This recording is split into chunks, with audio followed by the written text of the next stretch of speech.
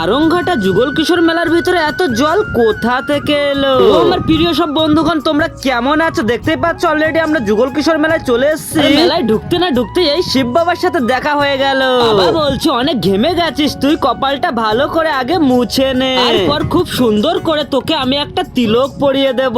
আমার কপালে যখন তিলক পরানো হয়ে যায়, বাবাকে আমি নিজে থেকে জিজ্ঞাসা করলাম, বাবা আমার কাছে তো খরচা টাকা নেই, তোমাকে পরে দিয়ে যাবো।